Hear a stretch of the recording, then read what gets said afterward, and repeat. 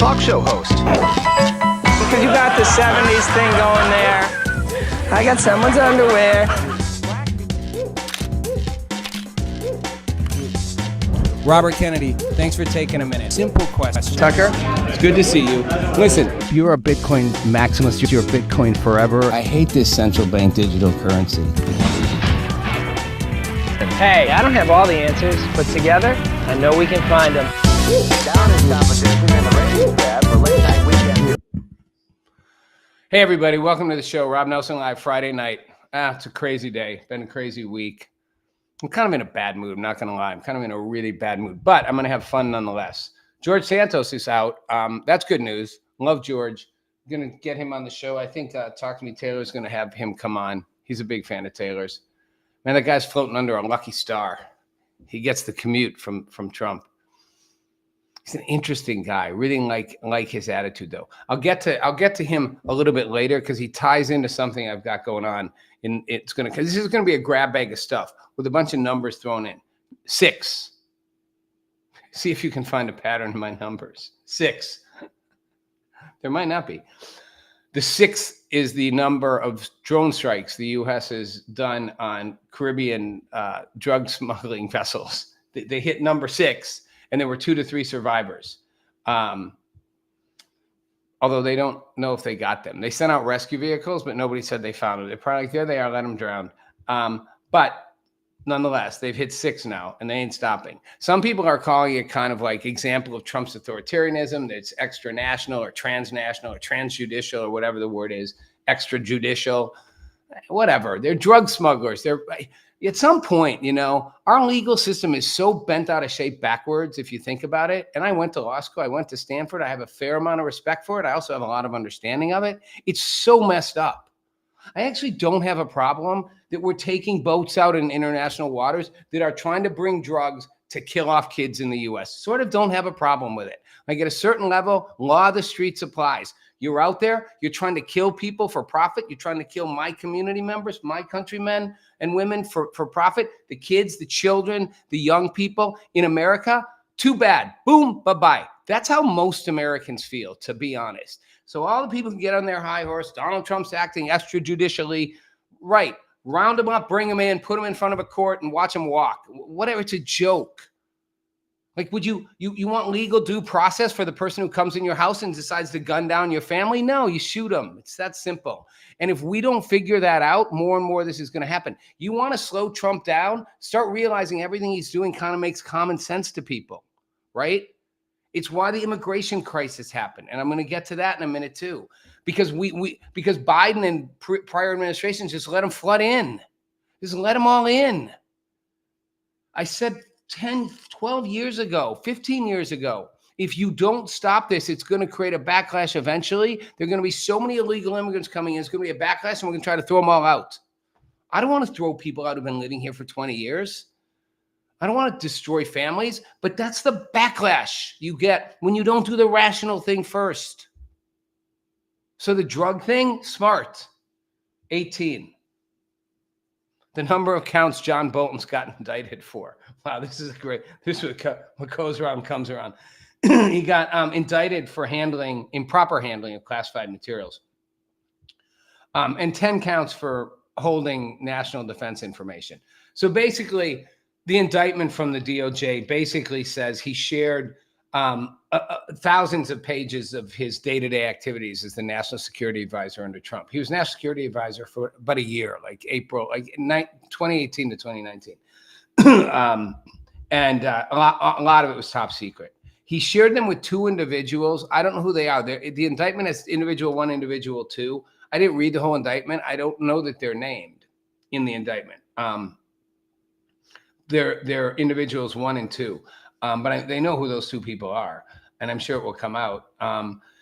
And they all kinds of stuff like future attacks, from, partners sharing. It's all this sensitive stuff. Intelligence that, someone was planning a missile launch, action in a covert foreign country, on our part, methods used to collect intelligence, all the normal, usual stuff that top secret documents have. But he gave it to people using his personal online accounts.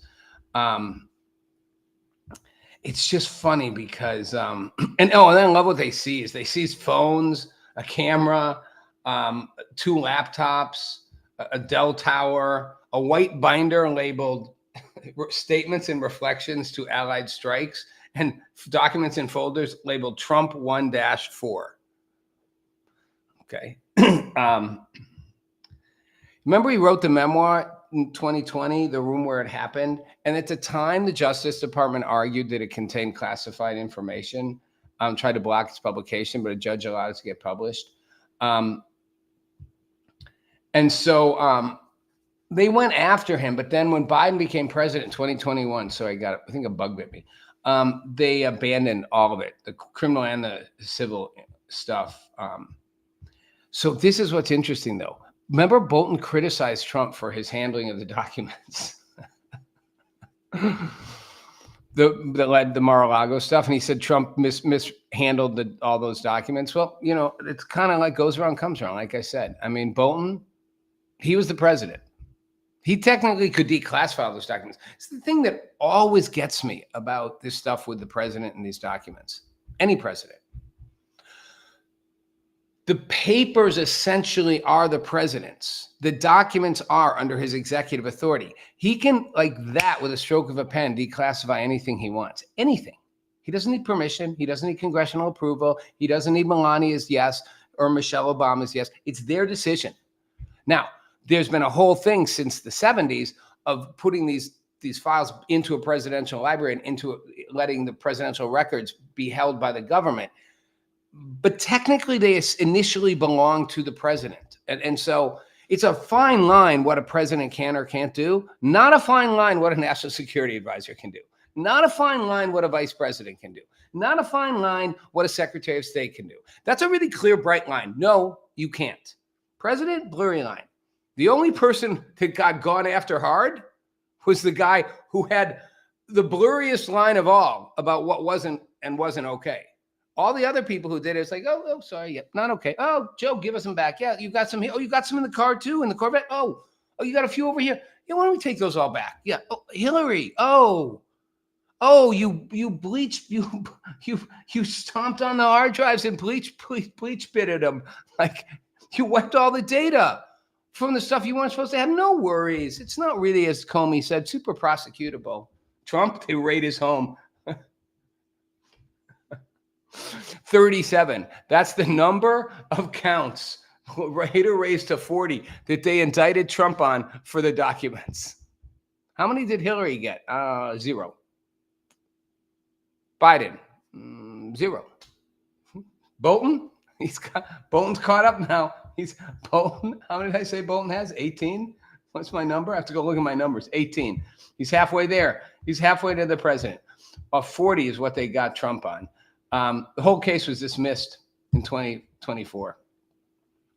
Is Trump on retribution thing? You know, for those of you who, in the media and on the left who say he's out for retribution, I've said it before. I'll say it again. Yes, yes, he is. I think a whole lot of people are happy about it too. I'm kind of gleeful about it, and I'm not even the world's biggest Trump supporter. I'm not one of these people that's lying, bowing at the church of Trump. I just like it. It's like you guys had it coming on the other side. You asked for this. You taunted. You played with fire. You're like the guy. You're like the rich kid bullying the kid, and the guy comes back and he's like, boom, and he hits him back down. It's like Goodwill Hunting 100 years ago, whatever. It's like you had it coming.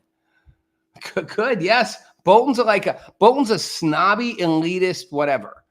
And you know what? Is he smart? Yes. Is he part of the institutional system? Yes. Is he arrogant as fuck? Yes. And he called out the president for his handling of documents. Well, now you got it coming, my friend. 18 indictments, 18 counts in an indictment for you holding documents. You don't have any line to hold. You don't have a blurry line where you can go, well, I was going to declassify them anyway. President can get away with that. You got nothing, but you were holding documents and sharing them, and you shouldn't have. I think he gets convicted. Bolton said a while ago, I think it's a retribution presidency. Well, like I said, yes, it is. Here's what Trump said. I love it. He's a bad guy. But it's too bad. But that's the way it goes, right? That's the way it goes, right? That's the way it goes. Such a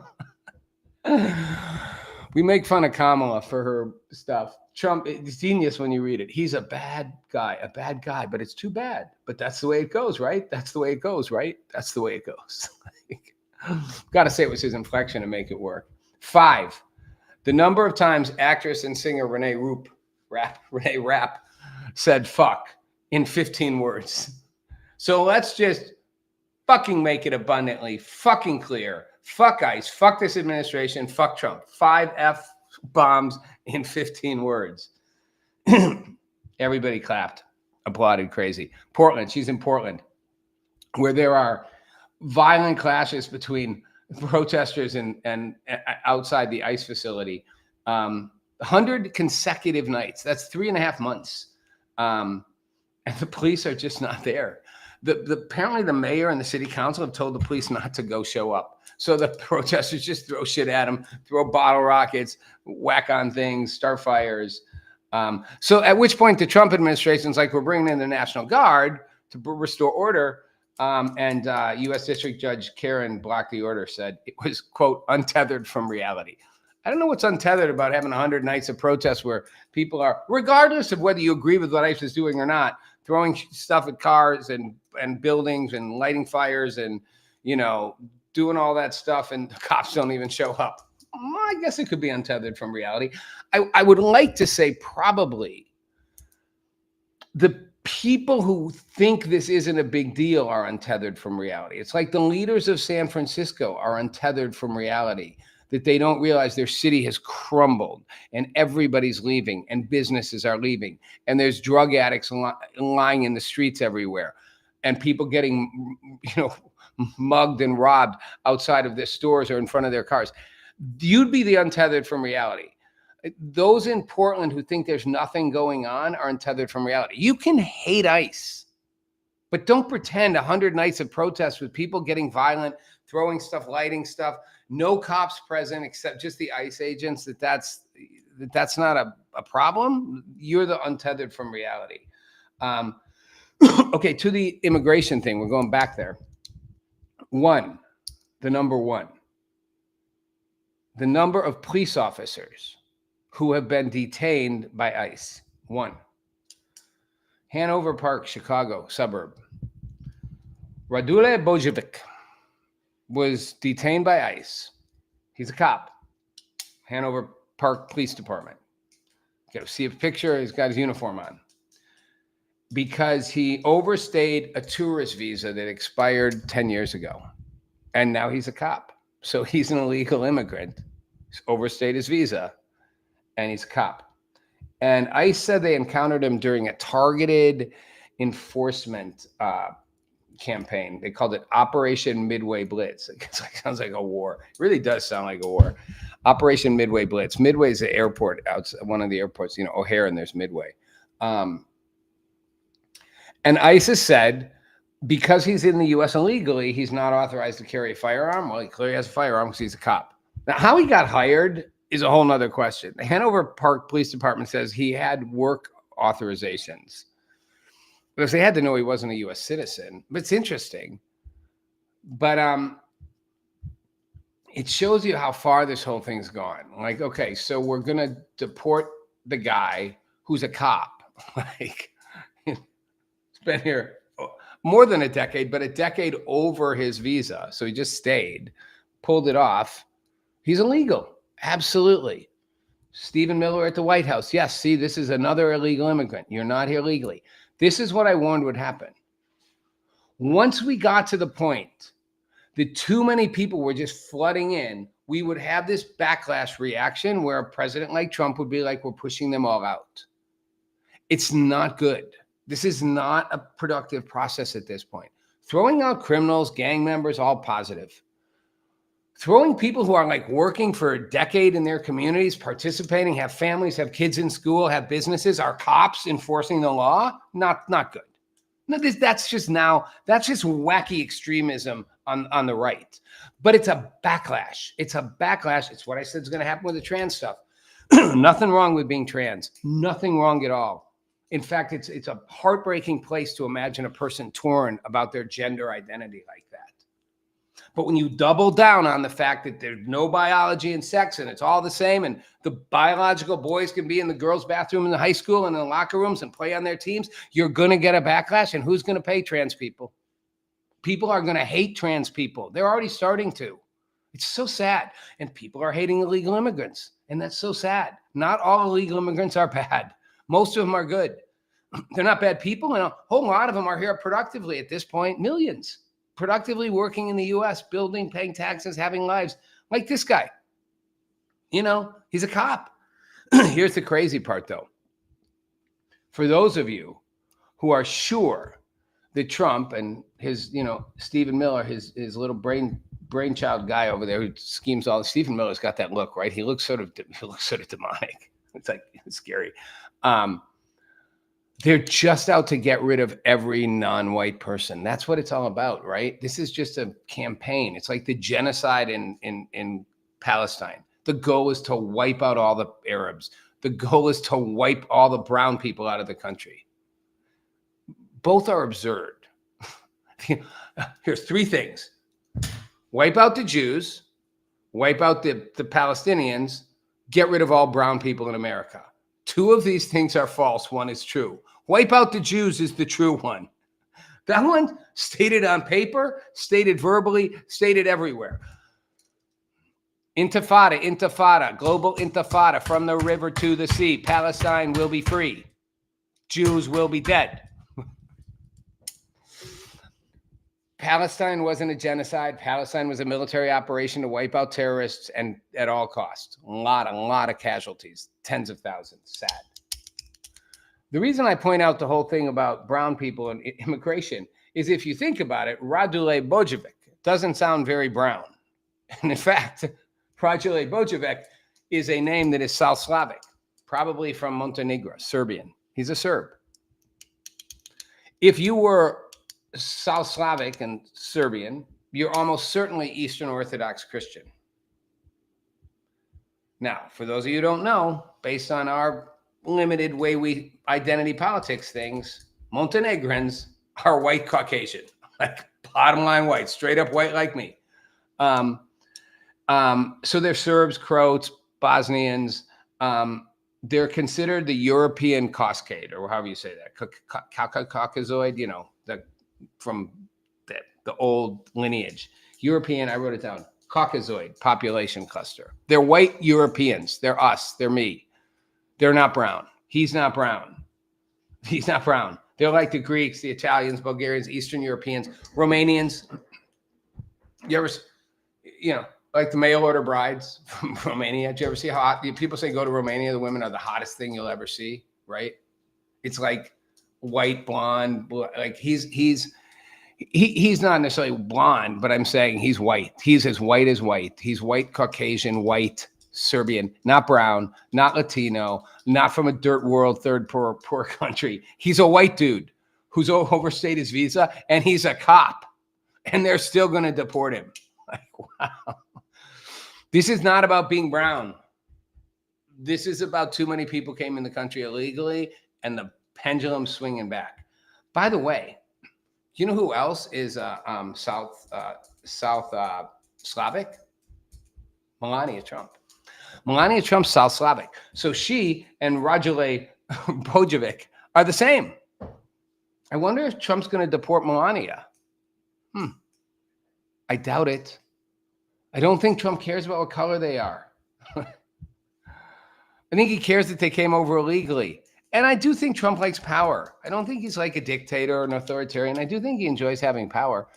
He's going from one thing to the next. So got to give him credit. The guy's moving on. He's like, now that we're getting peace in the Middle East, let's go. Have Zelensky at the White House, shows up, to have a meeting and let's try to sort this out. Let's give you some bigger weapons. Let's back Russia up. Let's get this thing done. Swear to God, by the time he's done, he's going to solve 4 peace things. He still won't get the Nobel Peace Prize. Speaking of Hamas, Fox News' Martha McCullum asked Mandani about if Hamas should lay down their weapons after the ceasefire. His answer was, I don't really have opinions about the future of Hamas. beyond the question of justice and safety. Huh. And they should both abide by international law. That's a great answer to whether they should lay down their weapons after the ceasefire. Now, he got hammered for that. So in the debate with Cuomo and Curtis Silva, the Republican, the guardian angel guy, yesterday, he claims he's one of the first to call for a ceasefire and said calling for a ceasefire means ceasefire. That means all parties have to cease fire and put down their weapons. Guess he decided to have a clear answer. Man, if New Yorkers elect him, it's going to be insane. Right now, again, this is the most Jews in any city other than Israel. I don't care how democratic you are. If you elect Mandani, you get what you paid for. You are getting a guy who is at least marginally anti-Semitic, definitely pro-Palestinian, leaning more toward Hamas than Israel. You're going to get what you pay for or vote for. 74. I'm going with my numbers thing as long as I can. The age of Ace Frehley, who died. Ace Frehley, Kiss, the original founding member with Paul Stanley and Gene Simmons and Peter Criss. 73. He was like with the band from 73. So I remember Kiss was one of the first bands I got an album. I actually got the old before there was before there were 8 tracks and stuff. Just had good old albums. The Record Club. He was with them for like 10 years till the early 80s, and he left, and then he came back in the 90s and was with them till like 2002. Made me think about age. And he died because he'd had an accident and he didn't heal well. So whatever. It's not like he didn't have like cancer. It wasn't that old, 74. But I think about it, I'm like, wow. I remember it's sort of like, it's like the idea that rockers never get old, but we're watching them get old. It's like the Rolling Stone thing, Remember the Beatles song, Would You Still Love Me When I'm 64? And then, it's like John Lennon died young. Paul McCartney's going to live to 90. Who would have thought? None of them thought they would. I mean, the Rolling Stones, Kiss, they can't imagine how they thought, 74. When they were making their albums, 74-year-old people would be like, what is this? Is this even music? Honey, is this even music? Turn that stuff off. It's noise. Now they're like that age. They're like the grandparents. It's crazy. 35,000. That is the amount. Squad member Rashida Tlaib from Michigan, the first Palestinian-born woman elected to Congress, and definitely an anti-Semite, spent on luxury limousine services in 1 year, October to September, 2024 to 2025. $35,000 in 1 year on limos? Wow. This is the woman who criticizes wealth and income inequality in the U.S. I'm not sure how many low-income inequality people. We probably shouldn't. It's like we don't call people homeless. We call them unhoused. We should call them unincomed people. They're not low income. They're unincomed. They're income challenged people. She criticized CEOs for making almost 300 times more than the average worker. I don't know. What do you think the average person spends on limos in a year? Could I gamble that it's under $500? Maybe, probably almost zero, but on luxury limos. But if it was 500, maybe she spent 35,000. I don't know. I get it. You're not getting paid 290 times what everybody else is. You're getting perks way over it. She spent it from campaign funds. She didn't spend it from her salary. She spent it from money people gave her to get reelected. What do you need $35,000 in limos? The filings, according to the FEC, went from $118 to $1,326 for individual things. So $1,300 for the limo tonight. That's like billionaire money. And a lot of them were $700 and $600 payments. That's like rich people money. It really is. And get this, the services, it's online luxury limo services, no publicly available information. The website's defunct. It's registered to a different address, same address, different owner saying they, are limousine service. So it's making me wonder, was there ever even limo rides? Is it just a shell corporation? Was it $35,000 in limo rides, which should be a lot in a year? I mean, think about it, It's $3,000 a month in limo rides. Member of Congress, $3,000 a month in limos? What are you doing? Or was it just a shell and was the money going somewhere else? We'll find out. But it's time to make the rich pay their fair share, she said. That's her big thing, with the tax the CEOs thing. Make the rich pay their share. I think you shouldn't be spending $35,000 of campaign contributions on luxury limos, if that's what you spend it on.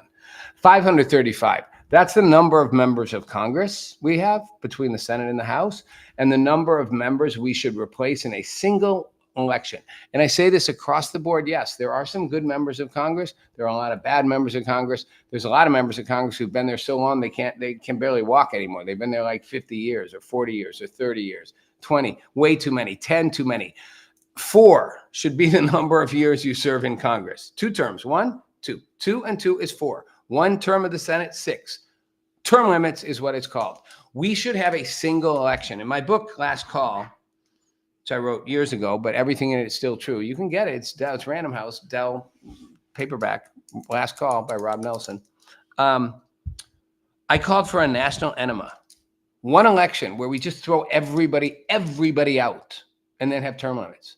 It would make so much sense. I don't care how much you like a particular member, somebody who's come in, like whether you're on the left or the right, and you feel they're shaking things up. Whether that's an AOC or, MTJ, Marjorie Taylor Greene, MTG or AOC. Throw them all out. Start fresh. One clean slate, a brand new Congress elected from the ground up like the first time, and put term limits on them. 33 is the age of Palmer Luckey, who is a tech billionaire. He founded Enduro, which is a defense contracting company. But that's not what he's known for. What he made his money on was Oculus, the VRs. He developed basically the VRs. He developed Oculus. He was on Joe Rogan, and he said he was an early Trump OG. He was like, I was the OG when I was 15. I was telling people he should run for president. He's 15. He's 33. But he liked the idea that he was a businessman. And this is, who'd seen both sides of the check. And he said, you look at the people who are running kind of the modern parties, arguably the uniparty, and he's not part of that. That's my point, the uniparty. We have a uniparty. Trump is not part of the uniparty. That's why I like him. The uniparty is Democrats and Republicans. And it's all those people in Congress. Take the uniparty, elect all new people. See what happens. 3.6 billion is what he's worth. Woof, it's a lot of money at 33. He founded Oculus, the VR, and Oculus Rift. So essentially, that's all him. Facebook acquired, and he revived the virtual reality industry single-handedly as a 22-year-old or whatever. He began doing this when he was 16 in his parents' garage. I love the garage story. Steve Jobs, the garage. Bill Gates, the garage. Was Bill Gates in the garage? I don't know. He didn't like that. They had headsets, and I think the thing was he didn't like the low contrast. The field of view was all off, so he just and they were bulky and heavy, so he just made his own in the garage. He built the first one at 17. He made 50 models, and he financed them. He spent $40,000. Here's what I love: he's a teenager. He builds this because he doesn't like what's there. He makes a better version in the garage. He fixed, damaged, and resold damaged iPhones, and worked part-time as a groundskeeper, a youth sailing coach, and a computer repair technician. You're 17. You're doing computer repairs, repairing and reselling iPhones, being a youth sailing coach and a groundskeeper to pay to build this stuff. Nobody gave you an investment. Nobody put money in your thing. You're doing it in the garage. Your parents aren't paying for it. You build these models. They work. You revitalize the entire virtual reality industry. And now, 13 years later, 17, he's 33. What is that? 16 years, whatever. I don't do the math. 17. He's worth $36 billion or $3.6 billion. Facebook acquired his company 10 years ago for $2 billion. That's when Facebook bought into the Oculus. The interesting thing about him is you look at pictures of him, like he'll be on stage. He's wearing shorts and Hawaiian shirts and sandals. It's in Puerto Rico. I'd all see this. It's the billionaire look. These guys just like, it's like you don't even wear pants. He's wearing shorts and sandals. And like he looks like he's like some tourist in the Caribbean. Like, so listen to country music, listen to Jimmy Buffett.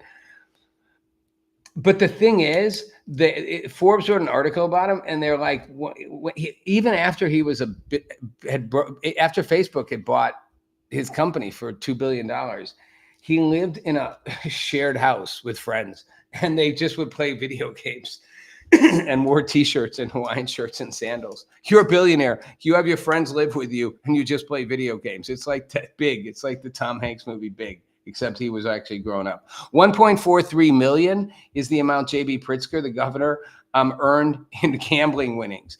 He's a billionaire, the Hyatt family, and he's a Democrat. And Rashid Tlaib, they go stand with him about immigration stuff. Maybe he should pay more in taxes. He did pay 3.7 million in taxes still. Okay, we're getting toward the wrap up here. 93 million. That's the amount the Indiana University paid Coach Signotti to keep him. He's the third highest paid college football coach because Penn State, after they fired their coach, was going to try to go poach him from Indiana. And so they gave him 93 million over 8 years. That's 11 million, 12 million a year.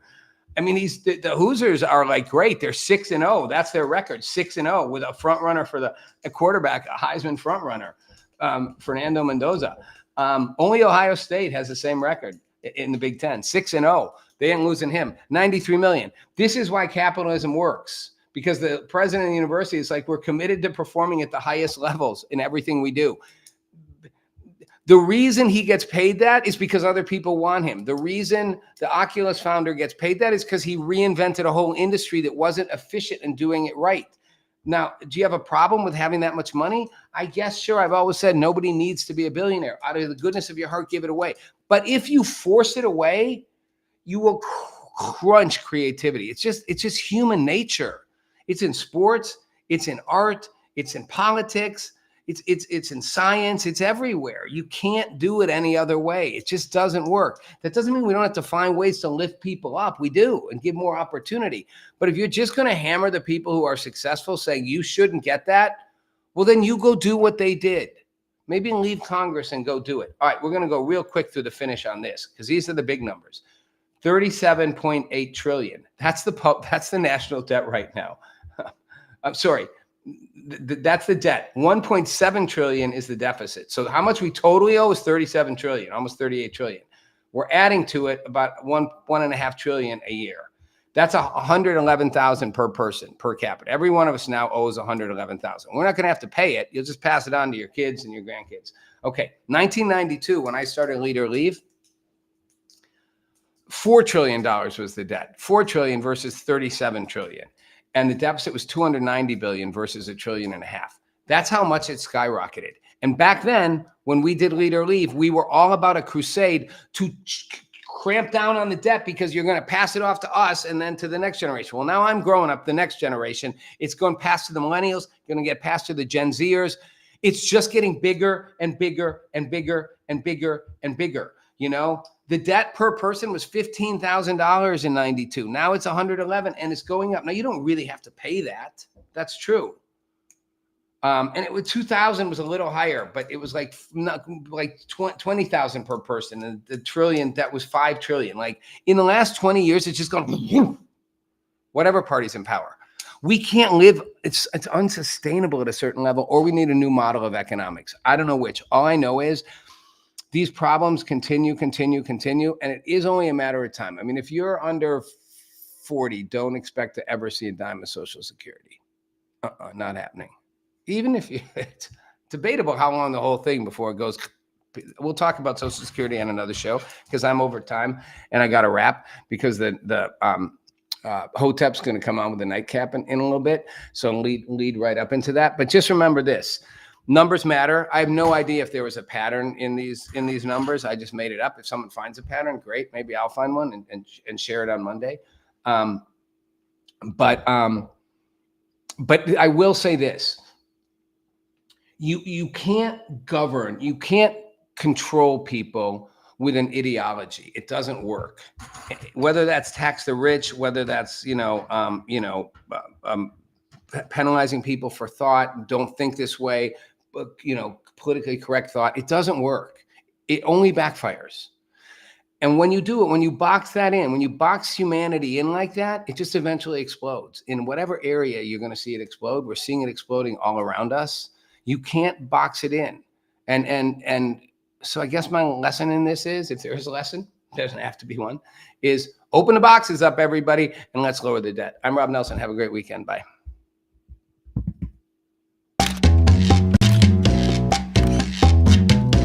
Meet Rob Nelson, talk show host. Because you got the 70s thing going there. I got someone's underwear.